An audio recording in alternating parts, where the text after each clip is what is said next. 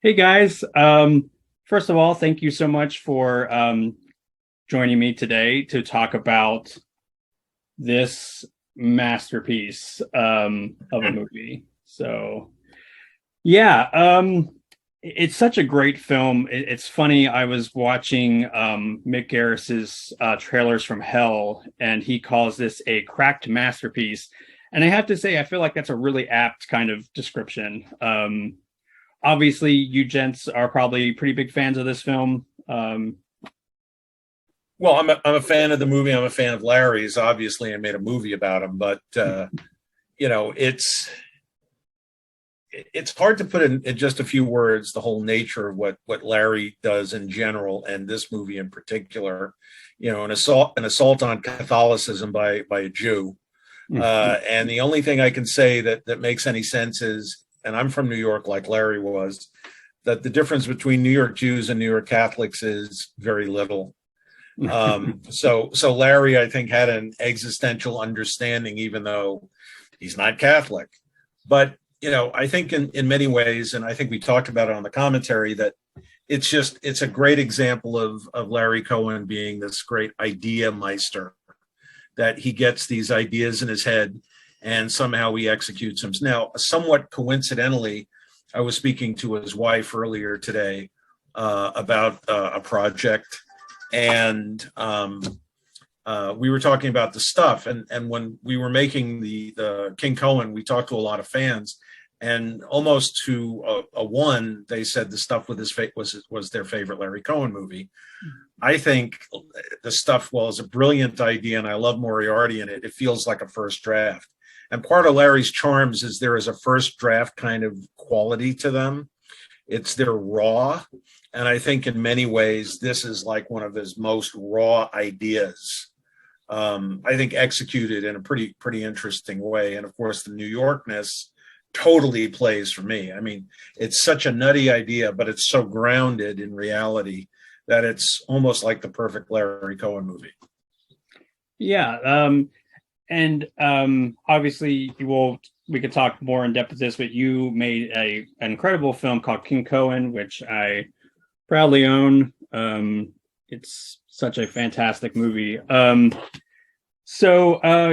definitely are probably like the like Larry Cohen scholar, I guess you'd say. You know, it's interesting you say that, and I want Troy to jump in here at some point. Uh, I don't think of myself as a scholar, because I think that that's a bit more, it's more a bit intellectual, but I'm a Larry Cohen fan, and I got to know Larry so well that part of the joy of making any film about somebody is if you get to know them, and if you're lucky, they're not a disappointment. I mean, I've met a lot of famous people over the years. Some have been unbelievably great. Some have been more or less what I expected. Some have been disappointments. Larry was not a disappointment to me. I mean, I listened to some of his commentaries. I'd listen to every one of his commentaries on any film that came out. And I said, well, this guy's interesting. I knew that he was interesting, so that was a place to start. But then I got to know the guy. And, you know, he and I used to fight about a lot of stuff. His wife loved our conversations in their kitchen over coffee. By the way, they made the best cappuccino and lattes at the Cohen household. And we would kick each other's brains in. You know, he would tell me I was always wrong, and I would say, I disagree with you, and how arrogant of you to say so.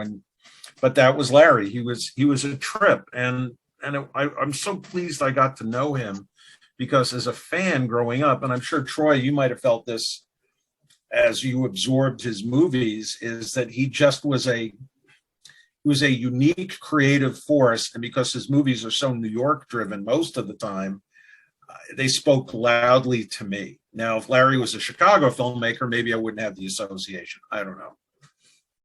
Yeah, I'm not a New Yorker. I've been, but I find it quite overwhelming. So it's not a place that I'm used to, and not a place I could ever get used to. I'm a small town kid. But you know, Tom Savini once described Dario Argento as a volcano of the mind, and I think you could say the same thing about Larry Cohen. That this is a very, very good example.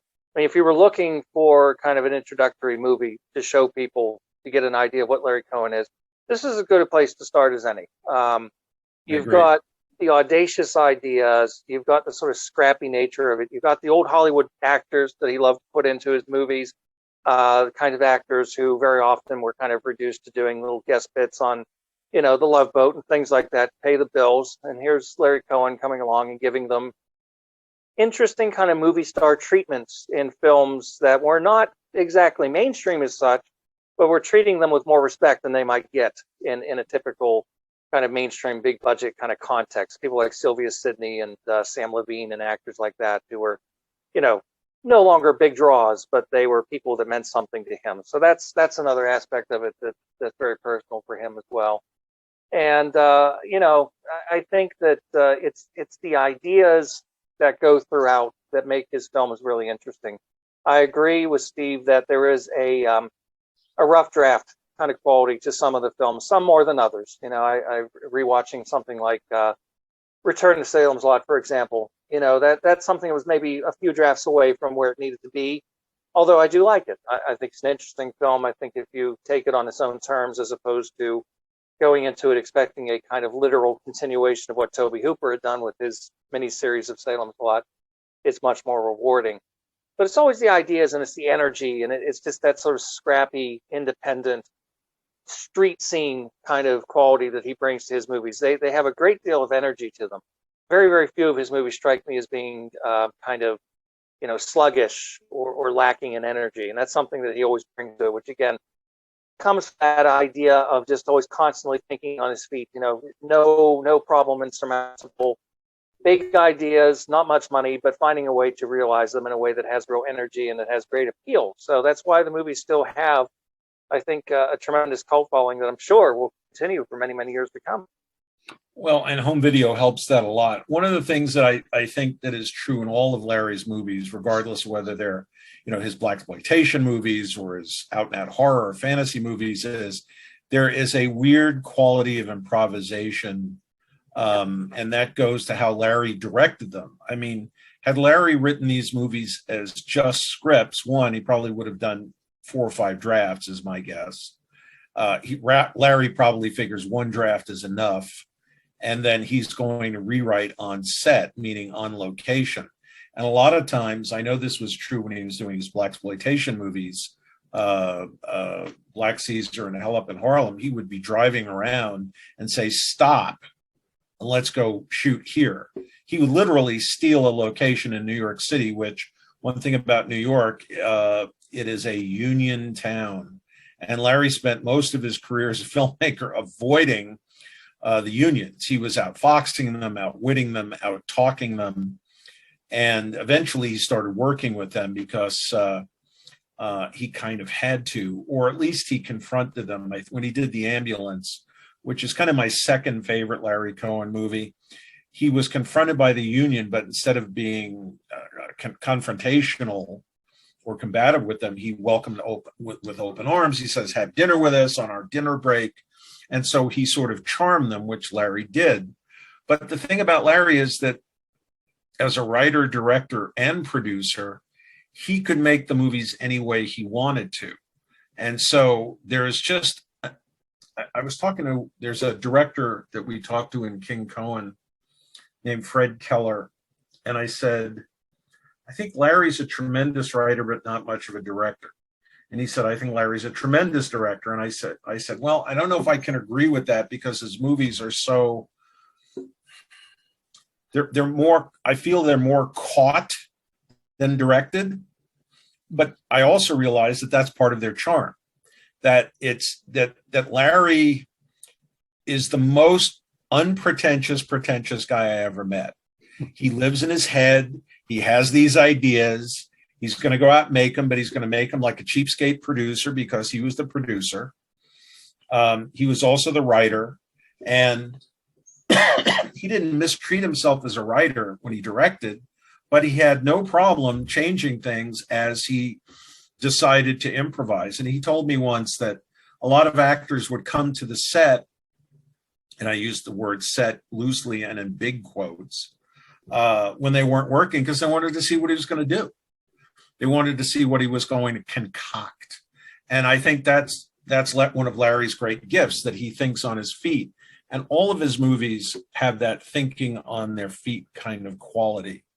And that's what makes them Larry Cohen movies. There's a quick story. I wrote a screenplay with a guy once years ago, a movie called Against the Law with a guy named Bob Sheridan. And before we worked every day, we would talk about what we may have watched the night before.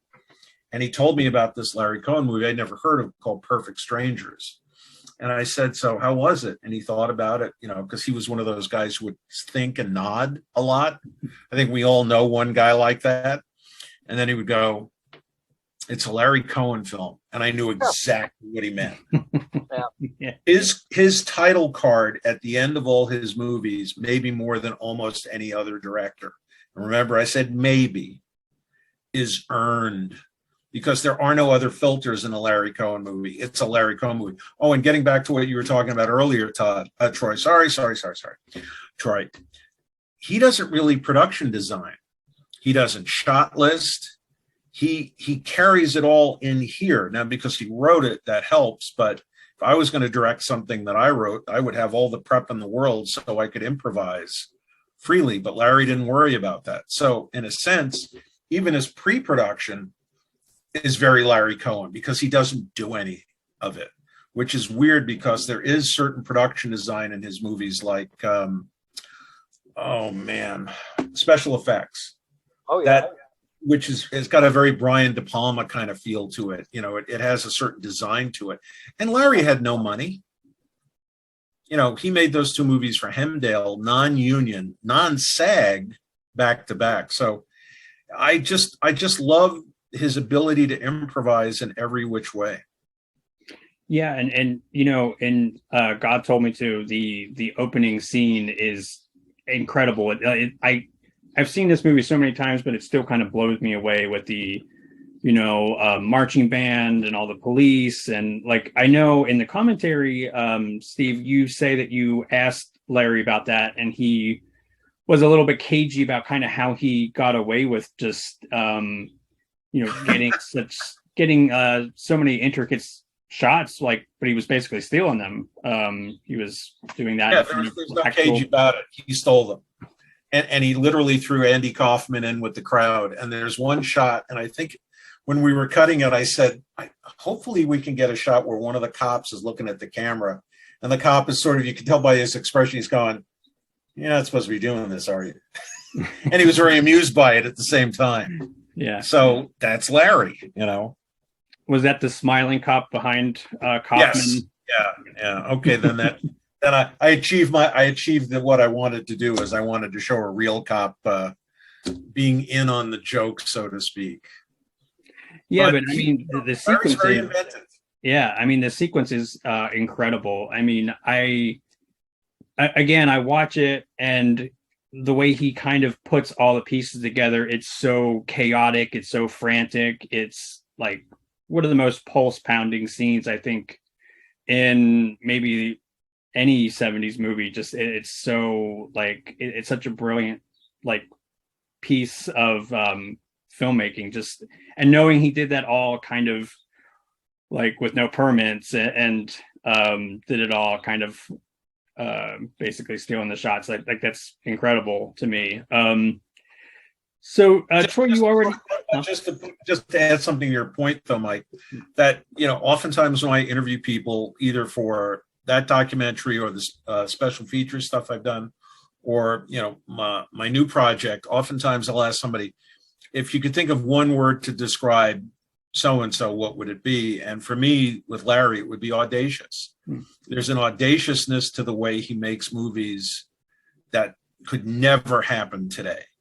And I think that if Larry had lived longer and Larry was working in today's world, he would be really irritated by the need to have permits and to make financiers happy and development people and all that stuff. Larry, to his credit, for better or for worse, would say, I wrote a script, I have an idea, let me make it, get out of my way. And I think that got it, in many ways, that sums up God Told Me To as well. Yeah. I mean, again, it's the whole movie is fantastic, but it's such a bold, ballsy kind of move. Now, Troy, you already kind of answered this, I think, but would you say God Told Me To is like the ultimate Larry Cohen movie? Like if you were to show somebody one of his movies to really distill or sum up that director, would you say that that would be the movie? It's arguably his best film. It may be a harder film. It may be a little more cerebral than some of them. It might be a harder film for some people to get into. Something like It's Alive or The Stuff, for example, might be more fun, quote unquote fun. But I think so. I think this would be a good, as good an example as any, to show people what he was doing, the way he was doing it, get a sense of the feel of the films, the way that he put them together. Again, that sort of rawness to it. But I mean, like, I think we talked about this in the commentary as well, that even though it has that kind of raw quality to it, it doesn't feel like it's shortchanged in this one at all. Whereas in some of the other ones, you do get a sense of, yeah, if they probably, need a little bit more time, and maybe if it would have had an opportunity to get a few more setups and develop that idea a little bit better, it would have worked better. That's true of some of the films. And this one doesn't really feel that way to me. This one feels pretty well complete and fully cooked, so to speak. So I think so. I think if I were going to show somebody one Larry Cohen film and say, I'm going to show you a film from this guy, and if you like this, then you need to watch the rest of his movies. And if you don't like this, then probably skip them. This probably would be my pick. My take on it would be similar to Troy's. I think in terms of audacious ideas, making God the bad guy, well, that's pretty high in the food chain. But I have to say that Q is still my go-to Larry Cohen sample, because it's a mix. It's kind of a goulash of different genres, crazy ideas, crazy execution. The New Yorkness of that movie is amazing, and it was the beginning of the love relationship between Larry and Michael Moriarty as his leading man. And not only did it have a crazy idea at the center of it, it was very political. Larry's stuff isn't usually that political, and this one was. And it was kind of great in that he was able to put all these different genres together in a blender, and it sort of comes out somewhat coherently, still with the somewhat improvised rawness. Certain things don't quite, I don't know if you notice this, Troy, in general, how some of his ideas don't always completely hang together or go into the next scene. But, it's kind of like they're just jammed together more than the narrative flows through them together. Sometimes I can appreciate the grand intention, even if it doesn't quite work. But sometimes I admire the attempt. And that's true, not just of Larry Cohen, but there are other directors that come to mind too. Sometimes the execution may not be quite there, but my God, the idea was really something, and I'm glad somebody went for it. So I think that's another thing that's a key to him as well. He's not, you talk about New York filmmakers and other, great directors we think of who are very linked to New York, like Scorsese, obviously, Woody Allen, Sidney Lumet. These are directors who are obviously working on a very different level in terms of budget, financing, ambition, and so forth. He's perhaps not at that level in a certain respect, but in terms of the sheer just dynamism of the ideas and the audacity, as you put it, and just the chutzpah that goes behind it. I mean, it's very, very much makes him a true New York filmmaker, as you put it, and really one of the great sort of independent filmmakers as well. I think all of that is true. I think the other thing about his movies that make them Larry Cohen movies is, while they don't always quite hang together as seamlessly as they could, here's the one thing he does that, and by the way, I'm a huge Lumet fan. I like Woody too, as unfashionable as that may be. Scorsese, of course. But, Lumet to me is maybe the greatest of the New York filmmakers. But I sort of hold Larry in the neighborhood. And the one thing Larry does Sidney Lumet did not always do, is sometimes Larry's movies, I would say, well, I don't know how good they are, but they're never dull. Yeah. Never boring. They're never uninteresting. And the thing is, Larry will shoot high.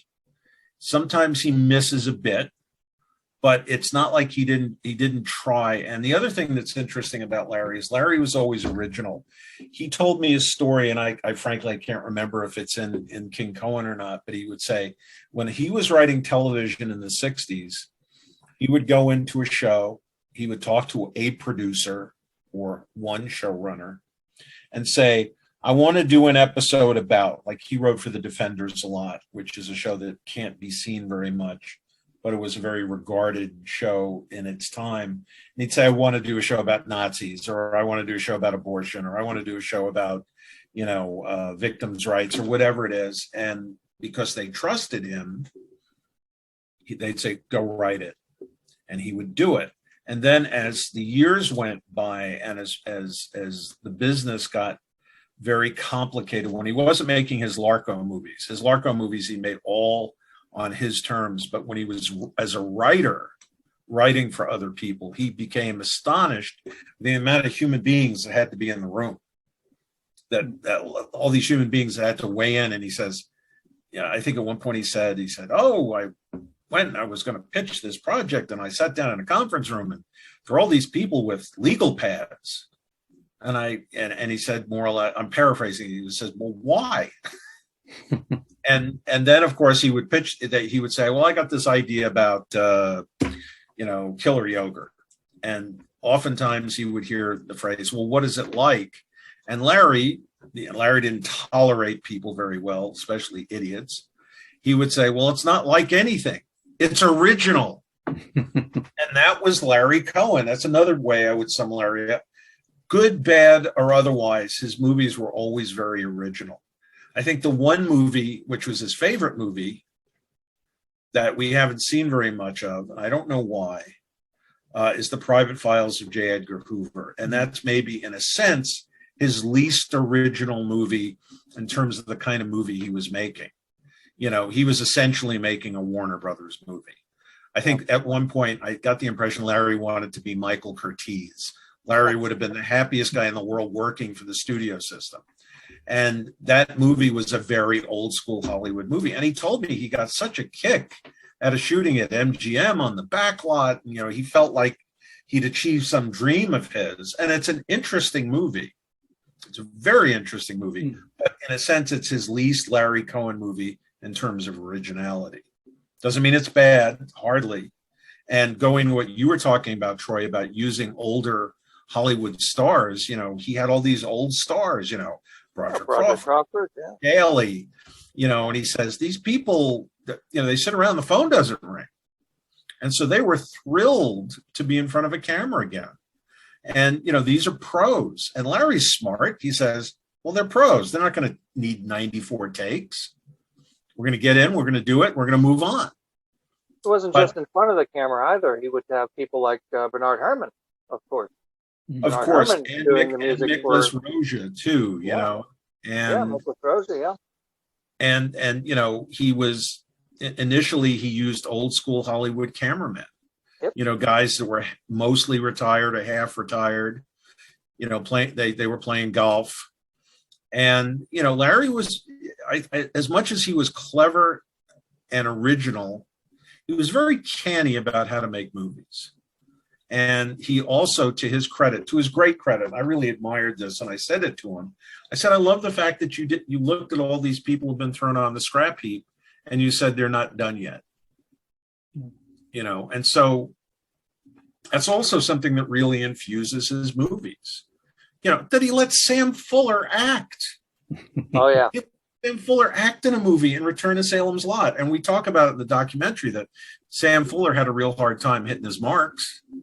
And there's a funny story in there, which I won't tell, so people will have to go see rent or buy the movie to hear the story. But he loves Sam Fuller. His house, the famous house that you see in all the movies, used to belong to Sam Fuller.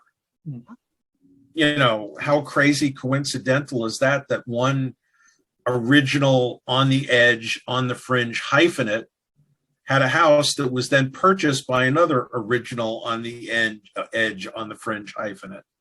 I've heard a lot of reactions to the Return to Salem's Lot. They're not always favorable, but whether you like the movie or not, everybody to a person seems to love Sam Fuller in it.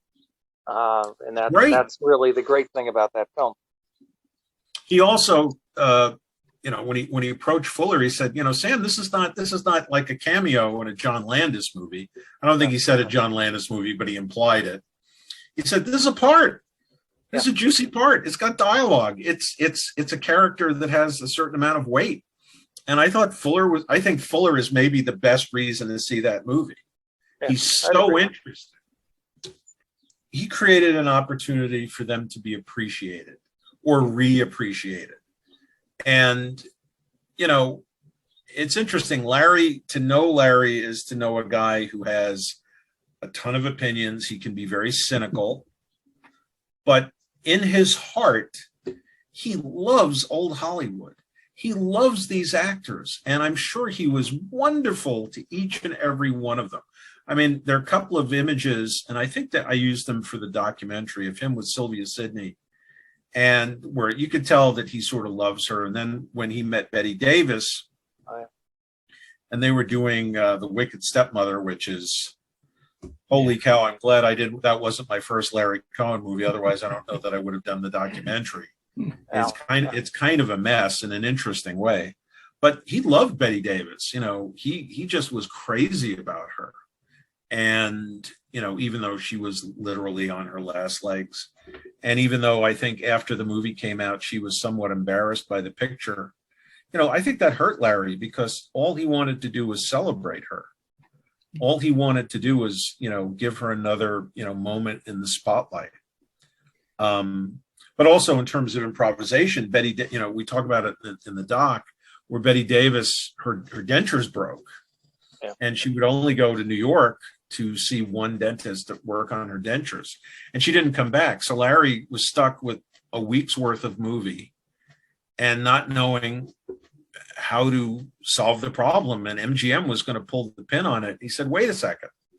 Every video store that you go into, and this is back in the day, it's not today, but every video store you would go into, there would be a Betty Davis section. And he would say to them, well, we're making a Betty Davis movie. They're going to be able to put it in their Betty Davis section.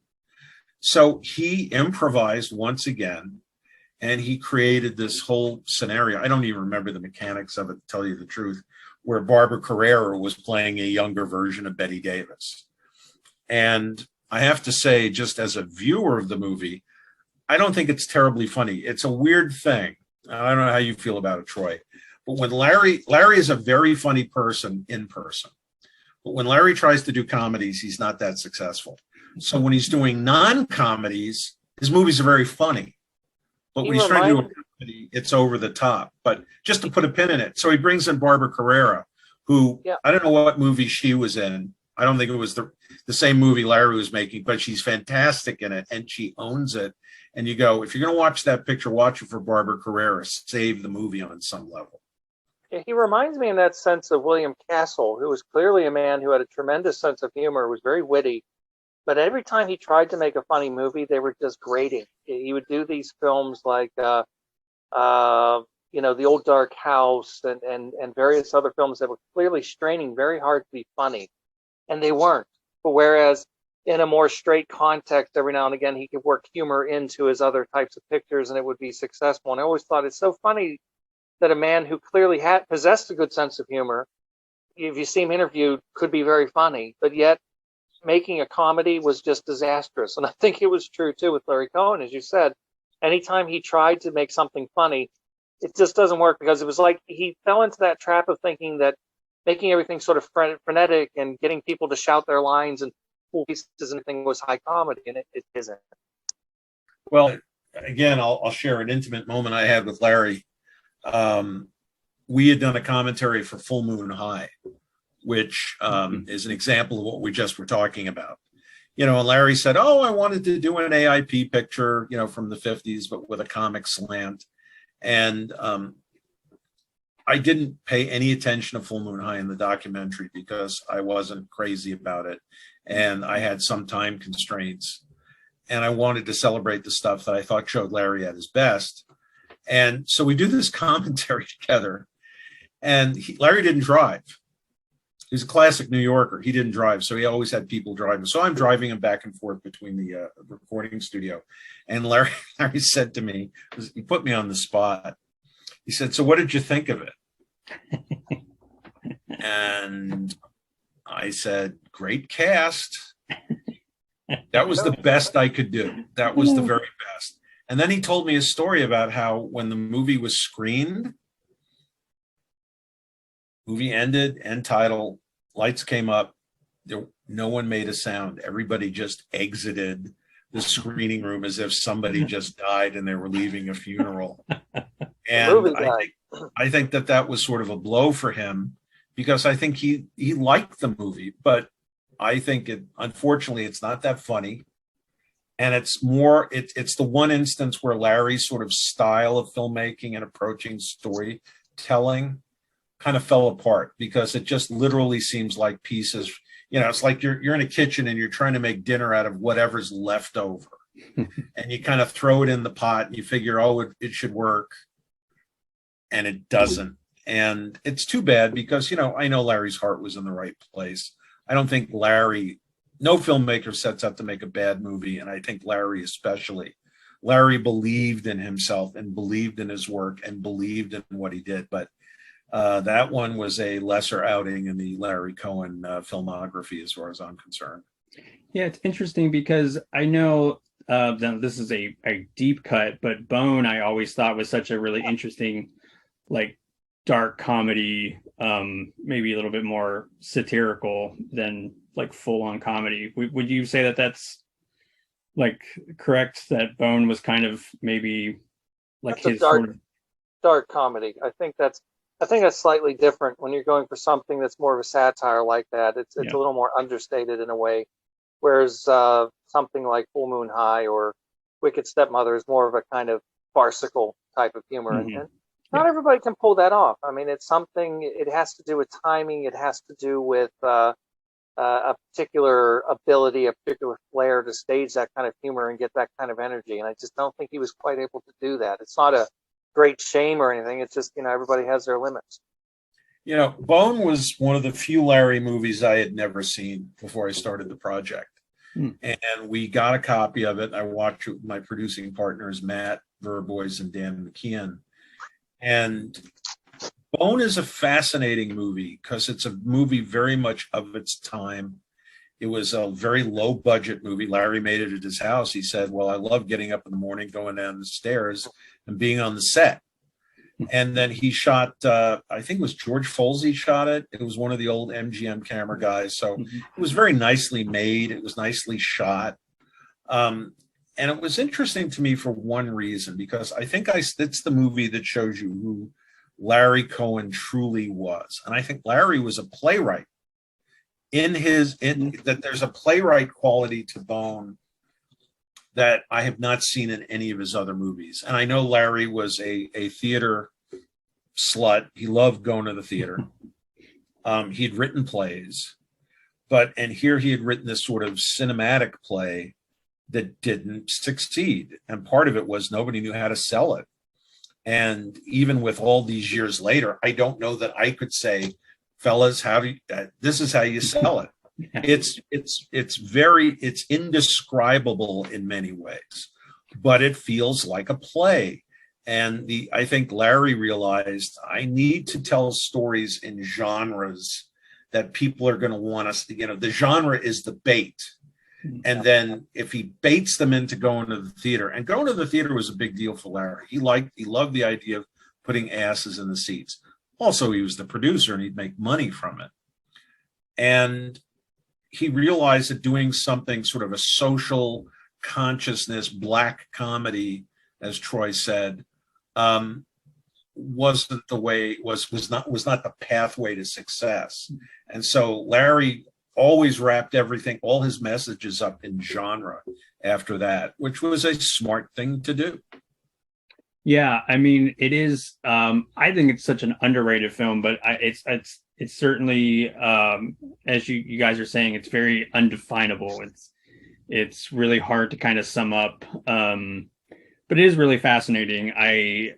That's one that I always try to point Pete to like people that dig Larry's other films, but maybe like want something that's a little bit like, I don't know, more raw. I think there's something almost kind of I don't want to say dangerous, but I mean there's definitely something that's really like on edge about it. There's just like something that's so like it almost feels like a powder keg waiting to go off. I like that.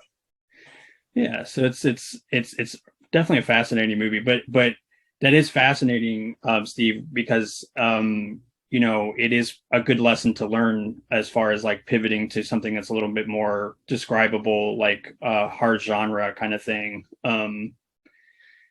Because yeah, I mean, it's like the one thing when I think of a Larry Cohen film, I always think like he had such a pulse on like what people wanted to see at the time, whether it be horror, blaxploitation, action. He was there for all of it. Like that's what people wanted to see. That's what he was going to make. So I think that's really interesting. He was very of his time. I think a lot of the movies that he made and the scripts that he wrote were sort of reflections of where we were societally. I mean, somebody once said to me, I think I'm going to brag a little bit. I think I was in London because we screened it in London at a festival. And there was, well, what do you think is the thematic thing that runs through Larry's work? Which is a pretty good question. And I had never thought of it until I was asked that question. And luckily, I think it comes through in the documentary, but Larry was a social critic. I think that good, bad, or indifferent, there are never empty calories or, as I said before, boredom in a Larry Cohen movie.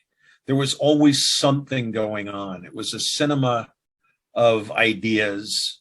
And I know that sounds pretentious, and I don't mean it to be, because Larry wasn't really pretentious. But he was a social critic. If there was something that bugged him, he found a way, and this is part of his brilliance, is he, like I said before, he wrapped it up in genre, and it was a way to present it. And then it becomes the sort of, ironic byproduct of watching a genre movie that you have these thoughts. I mean, the stuff was an attack on capitalism in Madison Avenue. That's where that came from. So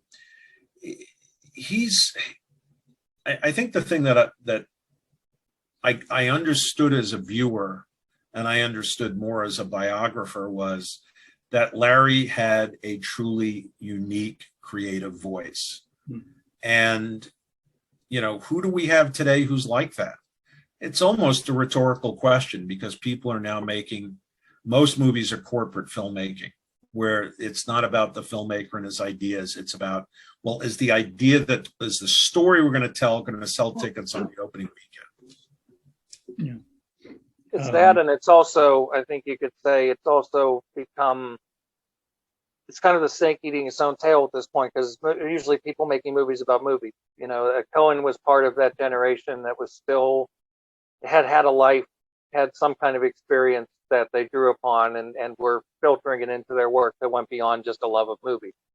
There are great filmmakers who are film fanatics. Scorsese, we mentioned, is an obvious example, somebody who just lives and breathes cinema. But a lot of things that we see now, especially in genre cinema, is a lot of regurgitation, because it's really based around the idea of, I want to make a movie like this, I want to make a movie like that, I want to take this element from this, that, the sort of Tarantino type syndrome, where you pick and pull from different things and slot it all together. And obviously some people do it better than others, but it doesn't really get a sense of anything that's really particularly impassioned behind it, except the love of movies.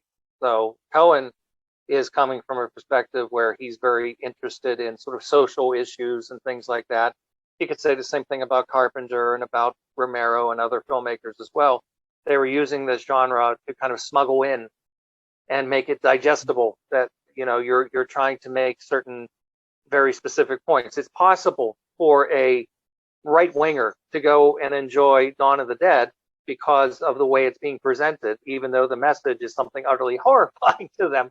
And I think that's something that a lot of people don't understand when they're in a more kind of obvious, pedantic kind of message cinema kind of a vein, where they're sitting there just pounding you over the head with a message for an hour and a half, 2 hours, and it becomes deadening. Whereas people like Carpenter, Cohen, Romero, and so forth were able to take these ideas, put them in there.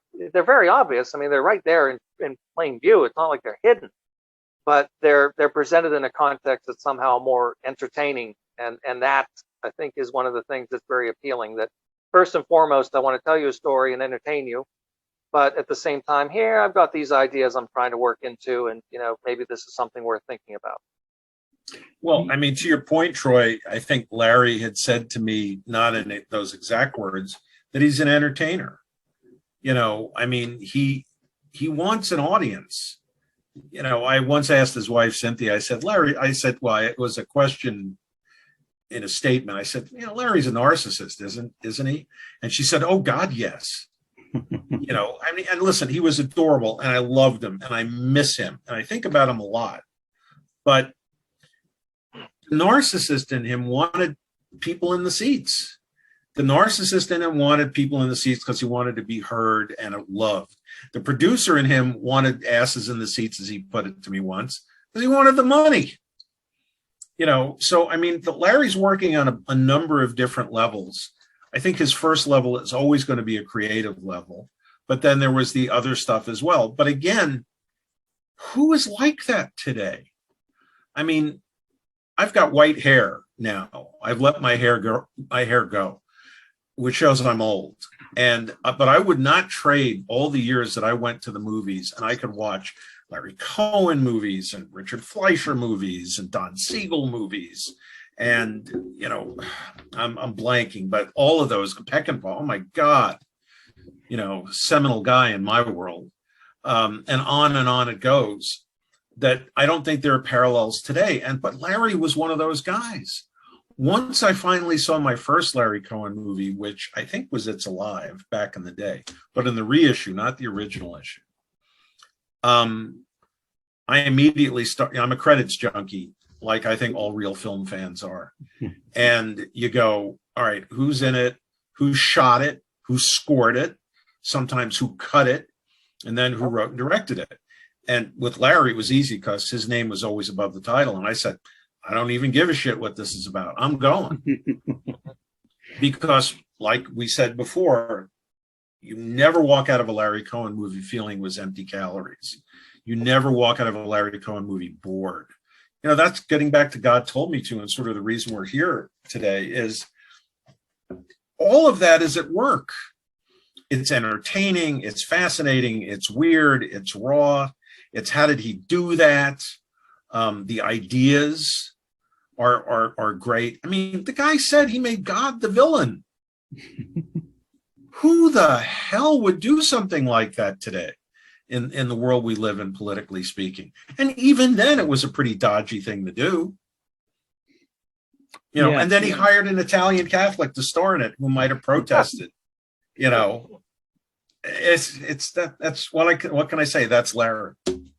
Now, Troy, what was your first? Do you recall your first Larry Cohen film?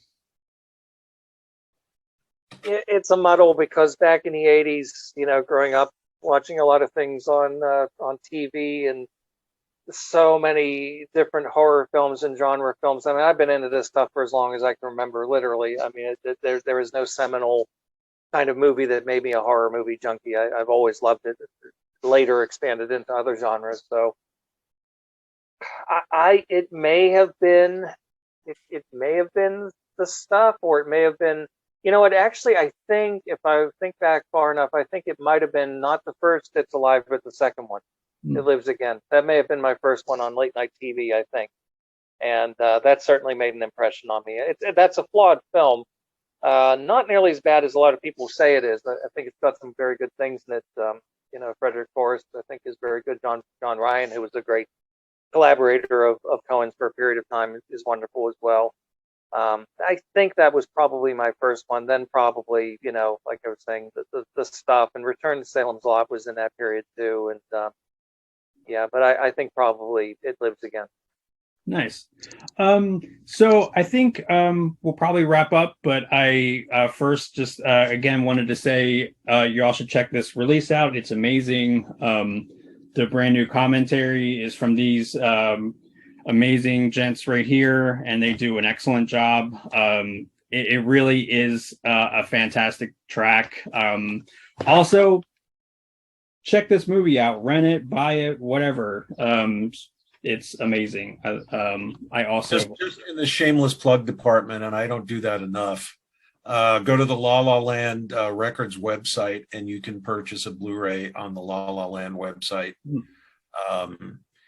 You know, somebody once asked me, just to put a pin in it, how are you able to cut that movie down considering you had so much to work with? I mean, I had, I don't know, 15, 16 hours with Larry.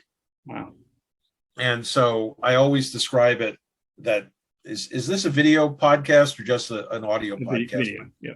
Okay, so I had this, I'm way beyond the frame, and then I had to pull it down to this. And one of the things that's nice about the Blu-ray is I have about an hour and 15 minutes worth of outtakes, 45 from Larry, and a half an hour, maybe more than that. It's a while since we put it together.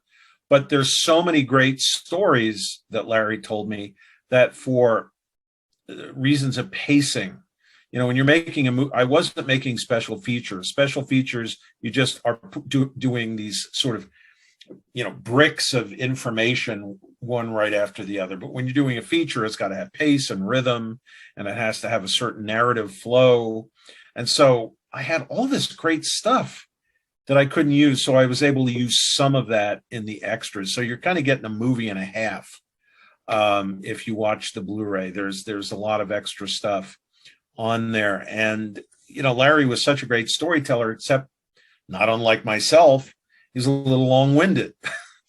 So there are these great stories which I just couldn't use because the whole nature of the movie would have just slowed down. You know, they always say when you're a creative person, you always have to kill your children. And there were just so many great Larry children in terms of the anecdotes that I couldn't use. And of course, at the end, I'm not going to tell the end. You know what I'm talking about, Troy, where Larry talks about the running time of the movie. It should, you know, yeah, because it's a funny moment. Yeah. No, I am not being paid to say this, but I can assure everybody, if you haven't seen it, it's well worth seeing. I wish there were comparable documentaries out there on some of my other favorite filmmakers. It's not one to watch just once. You can get multiple viewings out of it. So yes, do buy yourself a copy if you haven't seen it, if you don't own it. If you like Larry Cohen, it's essential.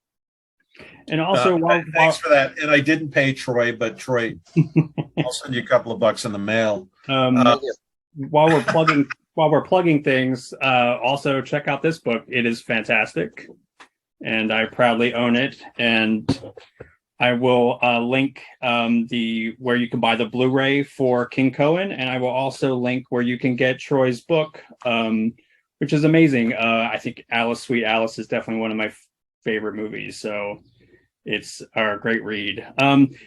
Before I let you guys go, feel free to plug away if there's anything you have upcoming that you can talk about. We'll start with Steve.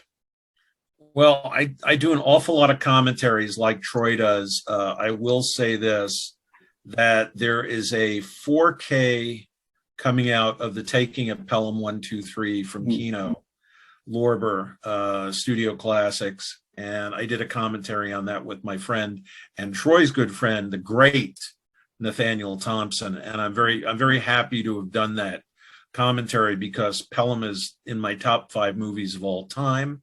And so it's always nice to talk about a movie you love, but also as a New Yorker, I felt very qualified to talk about that movie because Pelham is, you know, people say, well, what's New York like? I'd say, go watch The Taking of Pelham 123 and you'll get a real sense of it. So I'm very proud of that. And I also understand that it's a 4K scan from the negative. So not only am I excited that maybe people might enjoy the commentary, but I'm personally, as a fan, excited to see it because, you know, Pelham has always kind of looked good, but I know now it's going to look great. So I'm very excited about that. It just seems like I'm doing a commentary every couple of weeks. It's not entirely true, but I've done a lot, and I do them with. I want to do. I'd love to do another one with Troy. Troy was a lot of fun to work with, but I usually work with Nathaniel Thompson, Howard Esberger, and Steve Rubin. And I have to say they're fun to do most of the time. Nice. Most of the time. Well, I did a commentary for Midway for a British label with Steve Rubin, and Nathaniel said to me, "How did you get through it?" And I said, on fumes, because the last half hour of the movie is the Battle of Midway, but it's all stock footage. You can't talk about the filmmaking. You can't talk about a great shot. You can't talk about the lighting. You can't talk about the location. And once he asked me that question, I said, how did I get through it? But people seem to like it. Yeah, awesome. And how about you, Troy? What's I'm sure you got a lot of great projects going on, some upcoming commentary tracks as well. Yeah, there's a bunch. Just recently, Severin put out the second Christopher Lee Eurocrypt box set. Nathaniel and I are on 2 of the films in that set, The Secret of the Red Orchid and Dark Places. So that set just came out. Obviously, God Told Me To just came out as well. I've done a bunch more with Nathaniel. I've done one with Tony Strauss, and I did one solo recently for a movie. I'm not at liberty to say what it is. I started doing them solo, and then over the last few years, I've gotten very spoiled by having people like Steve and Nathaniel to help get me through them, because they can be very tough sometimes when you're sitting there by yourself, and I don't like to have dead space. I hate when commentaries go silent. Sometimes they do because studios interfere. I never used to realize that, but anytime you see MGM on a title, be aware that if it goes dead, there's probably been some tinkering going on there. It's not necessarily the person's not doing their job. But doing solo is entertaining in its own way, but it's a lot harder for obvious reasons. I don't want to. It's like doing a lecture, actually. Kind of, although I never like them to sound like lectures. I don't want them to be agree. sort of stuffy and dry. I'd like them to be a little bit more entertaining, hopefully. But what can you do? I can't really announce anything because I don't want anybody to get angry with me for letting any cats out of the bag. But I can say that there's some very, very good ones coming up that Euro horror fans in particular, I think, will be very pleased as we get towards the second part of the year. There's going to be some very good titles coming out that people should be excited about, I hope. And also, I've got a book coming out hopefully this summer about Umberto Lenzi, the director Umberto Lenzi, called Make Them Die Slowly, the kinetic cinema of Umberto Lenzi. It's with the publisher now, and he's doing his editing. So hopefully within the next month or 2. Nice. So that's great. Thank you guys again. I've been such a huge fan of both of your works in the past. Well, you, Steve, you're pointing out like my Kino stuff. Probably half of this stuff's commentaries from you guys. So it would make sense. I mean, I don't know how many you've done, Troy, but I know I've done quite a few. So the odds are in our favor that some of our stuff is on that shelf behind Mike. Oh, I'm sure. Yeah, I was gonna say there's a lot of. I mean, I have my Scream Factory stuff up here, and I know Troy. I know you've done a bunch of stuff for them, and Steve, you have too, right? For Scream Factory, or no? I think I did some special features for some of them. You know, That's what I was.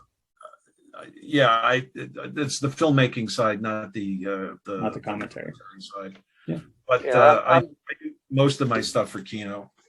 Nice. I'm a good old fashioned whore. I go wherever they pay me. Nice. That too. That too. But you know, the thing that's interesting, and this is sort of a plug, not for us, but for just people who do this work in general. If you can listen to a commentary track or watch a special feature, it's worthwhile, because everybody who does them out of a certain love for movie making and filmmakers. And one of the things that I try to bring to all my tracks is context, because, you know, Troy, I don't know how you feel about this, but if you remember it, you figure, well, if I remember it, everybody remembers it. If I was living in New York City in the 1970s when a movie came out and made a big splash or a big thud, people would remember that. And I have to say to myself, no, people don't know that. People don't know the impact a certain movie could have made at the time. And there's certain movies that came out back in the day where they might have been reviewed fairly well. They may have done some business, but have grown into cult hits. I mean, a movie I would have loved to have done a commentary for is Across 110th Street, because that I lived in New York in those days, and I remember what the stir that movie created at the time. And now it's just very highly regarded, I think, as a blaxploitation movie, which it really isn't. It's really more an urban crime picture. It's kind of almost like a Gone with the Wind level New York crime picture, the way sort of The Long Good Friday is for British crime. But yeah, people don't quite remember that. One of the things about Pelham that I tried to bring to it was a sense of the time, sense of the place, also a sense of subway. You know, a lot of people didn't grow up in New York City. They didn't ride those subways. They didn't have a sense of what that kind of life and commuting was like. So all I'm saying is this, that I think Troy and Nathaniel and Howard and Kat Ellinger and Sam Dean and all of the myriad of commentators out there, we're all bringing a certain passion for the movie. And if we do our job well, what's great, it's like going out for a long lunch. Yeah. And you're sitting down and you're talking about a favorite movie, and it you know, hopefully people can enjoy them and maybe learn a couple of things, but also know that there are other people who are passionate. I try to bring as much passion to every track I do as I've got. And I'm lucky to do it with guys who share that passion and have, on some levels, even more than I do, perhaps. Yeah, passion and enthusiasm. And sometimes you may find yourself in the position of talking about a film that you're not even necessarily nuts about. But you try to find something, you don't want to just sit there and tear it apart for an hour and a half because people are listening to it are going to get irritated. But to sort of talk about the good, the bad, and the indifferent, and hopefully context is very important. You do have to sort of proceed on the assumption that you're sort of dealing with a blank slate and you're sort of filling it all in. So, it is partway educational, partway entertainment. Yeah, and I think the other thing is it can be sort of film school. One of the things that I try and do also, I think one of my favorite tracks that I've done was for Frankenheimer's The Train, which I think is his masterwork. And one of the things I really wanted to just make people think about is the quality of his staging, the levels of action in the frame. I mean, Frankenheimer, more than most, had levels of activity in his frame that, don't look at what's happening in the foreground. Try and dissociate that and look at what's going on in the background. Look at what's going on in the middle ground. Look at the nature of how the camera is recording this and moving. I wish I had this stuff when I was going to film school. I wish I had this stuff, as I was growing up. And even some of my film school courses weren't as good as other commentaries that I've heard, mostly from other filmmakers. So just listen to those commentaries, everybody. Yeah, I mean, they're fantastic. I think it's interesting because, I've always been a film fan, but just, it's just been since like with DVD and now Blu-ray, of course, it's almost like a crash course in Film 101 when you listen to these amazing commentary tracks, not only just from filmmakers, but historians that, as you say, give a lot of context behind, the time and place and not only just the film itself, but, where that film kind of sprung from. So, it's been so really fantastic talking to you both. And if you want to know where you can pick up the movie, not only Steve's movie, but God Told Me To, we'll put a link in the description, as well as this masterpiece right here. So again, thank you so much. And if you like this content, definitely consider giving me a like and subscribing. Thanks for hanging out with us.